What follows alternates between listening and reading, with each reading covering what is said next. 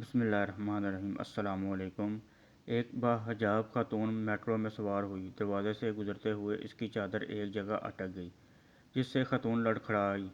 ایک خاتون جس نے نامناسب اور تنگ لباس پہنا ہوا تھا چیخ کر بولی، یہ کیا کر رہی ہو اور کیسا لباس پہنا ہوا ہے اس گرمی میں؟ میٹرو میں بیٹھے بقیہ افراد بھی متوجہ ہوئے، لیکن اس باحجاب خاتون نے جلدی سے خود کو سمیٹا اور اسی خاتون کے ساتھ جا کر بیٹھ گئی۔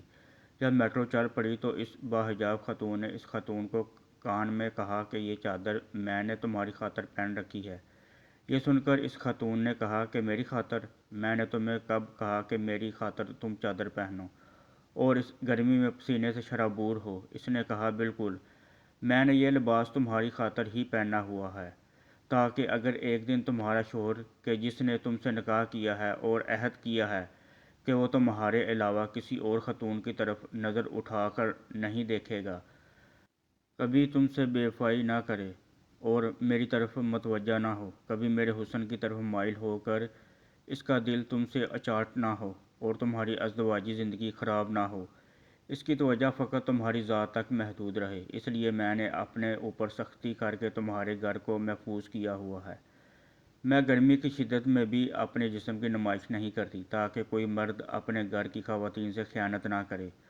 اور یہ مت بھولو کہ میں بھی تمہاری طرح عورت ہوں، میرا بھی دل کرتا ہے کہ لوگ میری تعریف کریں، اور جب تک میں نظروں سے اوجھل نہ ہو جاؤں لوگ میرے حسن کی مداح کریں، لیکن میرا بھی ایک شوہر ہے جس سے میں خیانت نہیں کرنا چاہتی، کیونکہ میری نظر میں مجھ پر فقط میرے شوہر کا حق ہے اور میں اس حق میں خیانت نہیں کروں گی۔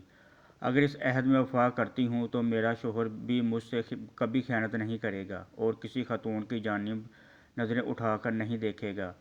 لیکن تم جیسی عورتوں نے کہ جن کے گھروں کی حفاظت ہم اپنے حجاب سے کرتی ہیں، اپنے جسموں کی نمائش کر کے مردوں کو اپنی طرف متوجہ کرتی ہیں اور اپنے حسن کی طرح لباتی ہیں، مردوں کی ایک ایک نظر کی بھیک مانگتی ہیں۔ اب تم بتاؤ، اعتراض مجھ پر کرنا چاہیے یا مجھ تم پر؟ یہ سن کر وہ خاتون شرمندہ ہوئی اور اس نے کہا کہ کبھی میں نے اس معاملے کو اس زاویے سے نہیں دیکھا تھا۔ اس حقیقت کو مغربی خاتون سمجھ چکی ہیں اور وہ حجاب جیسی نعمت کو ترک کر کے اسلام کی طرف مائل ہو رہی ہیں۔ مغرب میں خاندانی نظام تباہ و برباد ہو چکا ہے، مرد کو عورت پر اعتماد نہیں اور عورت کو مرد پر اعتبار نہیں۔ آخر میں یہ کہنا بھی ضروری ہوگا کہ دین اسلام نے فقط عورت کو ہی حجاب کا پابند نہیں کیا، بلکہ مرد کو بھی حکم دیا ہے کہ وہ اپنی نظریں جھکا کر رہے۔ آج کل یہ ہمارے لیے بہت بڑا المیہ ہے جس پر سنجیدگی کے ساتھ غور و فکر کی ضرورت ہے۔